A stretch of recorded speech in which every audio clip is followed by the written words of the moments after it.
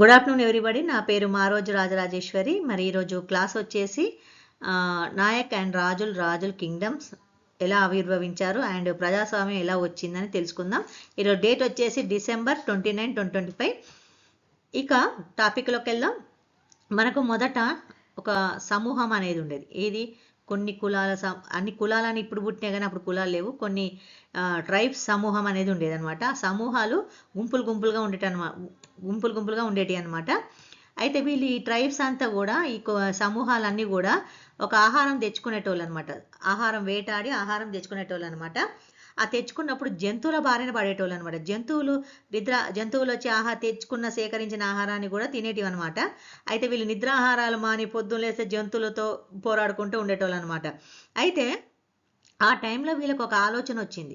అంతేకాదు ఈ సమూహం గుంపులు ఉంటాయి కదా, ఈ గుంపు వచ్చి ఈ గుంపును దోచుకోవడం, ఈ గుంపు వచ్చి ఈ గుంపును దోచుకోవడం, సేకరించిన ఆహారాన్ని దోచుకోవడం జరిగింది. ఇప్పుడంటే మనకు ఆస్తులు ఉన్నాయి, అప్పుడైతే వాళ్ళకి ఆహారమే కదా. అవును. అయితే అప్పుడు వాళ్ళు దున్నేవాడిదే భూమి అన్నట్టు ఎక్కడంటే అక్కడ బతికేవాళ్ళు అనమాట. అప్పుడు శిస్తులు గిస్తులు ఇవన్నీ లేవు. శిస్తులు గిస్తులు ఇవన్నీ లేవు.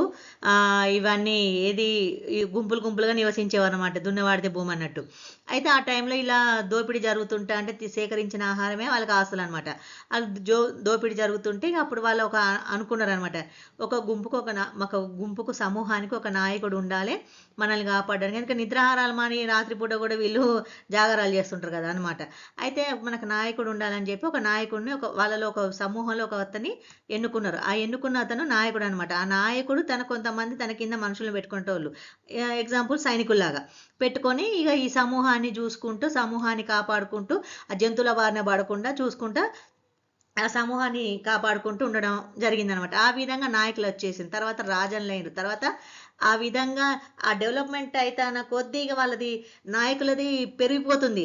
వాళ్ళ యొక్క పరపతి పెరిగిపోతుంది అనమాట. ఎప్పుడైతే ఈ సమూహం ఒక నాయకుడిని ఎంచుకున్నారో అప్పటి నుంచి ఆ పరపతి పెరిగిపోతుంది అనమాట. నాయకులు వాళ్ళొక సైనికులను పెట్టుకొని ఈ సమూహాన్ని కాపాడడం. అయితే మరి కాపాడినందుకు వీళ్ళు కొంత ఆహారం తీసి మా నాయకుడికి ఇచ్చేయాలి అనమాట. ఆ నాయకుడికి ఇచ్చేయాలి, నాయకుడు పోషించే ఆ మనుషులు సైనికులు లాంటి మనుషులకి ఇచ్చేయాలన్నమాట. ఈ విధంగా ఆహారాన్ని సేకరించిన ఆహారాన్ని వాళ్ళకి ఇవ్వడం జరిగింది. ఆ తర్వాత ఆ విధంగా రాజన్లైన తర్వాత నాయకులు కాస్త రాజన్లైన తర్వాత రాజులైన కింగ్డమ్లు. ఇక మళ్ళీ తర్వాత కింగ్డమ్ వ్యవస్థకు వచ్చేవారికి ఇక్కడ ఏమైపోయింది, ఇక ఎప్పుడైతే సమూహాలను కాపాడుకోవడానికి వాళ్ళైతే నాయకులైనరో కొంత ఆహారం తీసుకొని కొంత ఆహారాన్ని నాయకులకు ఇవ్వడం జరిగిందో ఆ తర్వాత వాళ్ళ పరపతి పెరగకపోవడం వల్ల ఈ కింగ్డమ్స్ ఇక శిస్తులు పెట్టడం జరిగింది అనమాట. స్థలాలకు శిస్తులు కట్టాలనడం, వాళ్ళు నివసించే వాటికి వాళ్ళు తినేవాటికి కూడా పన్నులు కట్టడం, ఇవన్నీ కూడా పెట్టడం జరిగింది. ఈ విధంగా ఈ రాజులు కంటిన్యూ చేసుకుంటూ వచ్చినారు అనమాట. తర్వాత పేర్లు మారిపోయినాయి. ఇక నాయకుల నుంచి రాజుల నుంచి రాజులు అయిపోయింది. ఇక ఇట్లా మొత్తం నుంచి రాజుల వరకు వచ్చింది. ఇక రాజుల వరకు వచ్చినాక లాస్ట్కి మనకేం జరిగింది, నిజాం రాజు లాస్ట్ ఆయన ఉన్నాడు కదా, లాస్ట్ తనతోటి మన పోలీస్ చర్య జరిగింది కదా, September 17 పోలీస్ చర్య జరిగినప్పుడు మనకు ఆ పోలీస్ చర్య జరిగినప్పుడు నిజాం రాజు రాచరిక రాజులు ఆ సంస్థానాలన్నీ అంతరించిపోయినాయి. ఆ రోజు ఫుల్ స్టాప్ అనమాట. రాచరిక పాలన వ్యవస్థ నశించింది, రాచరికాలు సంస్థానాలు నశించినాయి. ఆ తర్వాత మనకు డెమోక్రసీ ప్రజాస్వామ్యం ద్వారా మనం ప్రజలు ఒక నాయకుడిని ఎన్నుకున్నారు, అదే సీఎం పిఎంలని. ఆ విధంగా వ్యవస్థ ఏర్పడింది మనకు. పోలీస్ చర్య తర్వాత ఆ నిజాం రాజు చివరి రాజు తన అధికారాన్ని మొత్తం త్యజించిండు అనమాట. త్యజించినాక మొత్తం కూడా మనకు అధికార బలాన్ని తన నిరంకుశత్వ పాలన మొత్తం కూడా మనకు అప్పగించేసిండు, గవర్నమెంట్కి అప్పగించేసినాక అప్పుడు మనకు డెమోక్రసీ ద్వారా మనం సీఎం పిఎంని ఎన్నుకోవడం జరిగింది. ఈ విధంగా మనకు ఇప్పుడు ప్రజాస్వామ్యంలో ఉన్నాం కాబట్టి ఈ విధంగా ప్రజల ద్వారా నాయకుడిని ఎన్నుకోవడం జరిగింది మనకు సీఎం పిఎంని. ఇప్పుడు ఈ వ్యవస్థ ఏర్పడిందంటే కారణము మనకు ట్రైబ్స్ చేసిన పుణ్యం అనమాట. అవును. సీఎం పిఎం డిప్యూటీ సీఎంలు మంత్రులు ఎమ్మెల్యేలు ఇక ఆర్థిక శాఖలు న్యాయ శాఖలు ఇవన్నీ ఇప్పుడు మనం అవలంబిస్తున్నాం. అదే ట్రైబ్స్ కాలంలో ఏం జరిగింది, ట్రైబ్స్ కాలంలో అప్పుడు వాళ్ళ సేకరించిన ఆహారాన్ని కాపాడుకునేందుకు ఒక నాయకుడిని ఎంచుకున్నారు. వాళ్ళు కూడా ఆ దోపిడీ జరుగుతున్నప్పుడు కూడా వాళ్ళు కూడా న్యాయస్థానంలో కొంత పనిచేయడం జరిగింది. ఆ విధంగా మొత్తం కూడా శిస్తులను ఈ విధంగా వచ్చి ఇప్పుడు ఈరోజు మనం ప్రజాస్వామ్యంలో ఉన్నమాట. ఇది తెలుసుకోవాలి, చాలామంది తెలియదు అనమాట. తెలుసుకోవాలి ఈ విషయం. ఎందుకంటే మనం ట్రైబ్స్ ఒక సమూహం నుంచి వచ్చిన వాళ్ళం మనందరం అనమాట.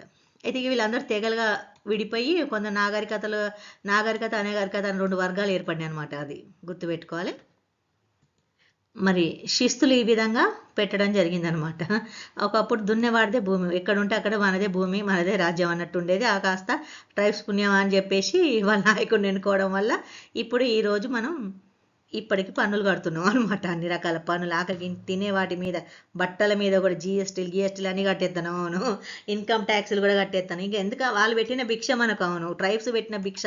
ట్రైబ్స్ మనకి ఏం చేసిండ్రు, భిక్ష పెట్టిరు. ఏంది, నాయకుడిని ఎంచుకొని మీకు ఇంత ఆహారం సేకరించిన ఆహారంలో కొంత బాగా ఇస్తామయ్యా, మమ్మల్ని కాపాడయ్యా, మమ్మల్ని చూడయ్యా అన్నందుకు వాళ్ళు రాజాలు. తర్వాత ఇదైపోయింది మనకు. ఇండస్ వ్యాలీ తెలుసు కదా, హరప్పా సివిలైజేషన్ తెలుసు కదా. హరప్పా సివిలైజేషన్లో ఇండస్ వ్యాలీలో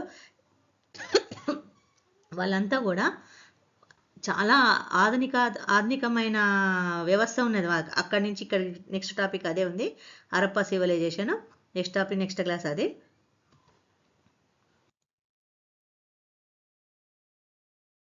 కింగ్డమ్ వ్యవస్థ మనకు నశించిపోయింది అనమాట 1948లో. మనకు పోలీస్ చేరే తర్వాత మొత్తం నశించిపోయింది. రాచరికాలు, ఈ సంస్థానాలన్నీ తీసేసారు. రాజులు ఎవరు లేరు ఇక్కడ. అవును, అంత ప్రజాస్వామ్యం, ప్రజలు ఎన్నుకున్న సీఎం పిఎంలే ఉన్నారనమాట.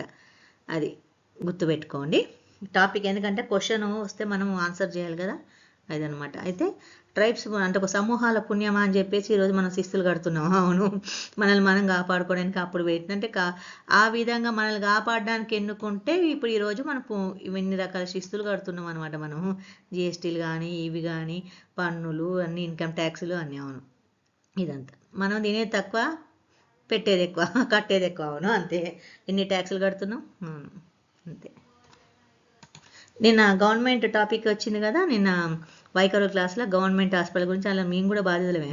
మేము కార్పొరేట్ హాస్పిటల్లో మొత్తం మా గోల్డ్ అంతా తాకట్టు పెట్టి ఆపరేషన్ చేయించుకున్నాం, నేను మా అమ్మ కూడా. అవును, లోన్లు తీసుకొని 10 రూపాయల వడ్డీ కూడా. అవును, అందుకని చెప్పిన టాపిక్ నాది ఒక్కటే కాదు. అంటే గవర్నమెంట్ హాస్పిటల్ మంచిగా ఉంటే మనం పోయింది. గవర్నమెంట్ హాస్పిటల్ ఎక్విప్మెంట్స్ లేవు కదా. అవును, మొత్తం కార్పొరేట్ హాస్పిటల్. అవును, అంతే కదా. అవును, గవర్నమెంట్ హాస్పిటల్ ఎక్విప్మెంట్స్ ఉంటే, మంచిగా ఎక్విప్మెంట్స్ ఉంటే మనం వెళ్తాం కదా. అవును, మేము కూడా బాధితులమే అనమాట. అవును, అదనమాట.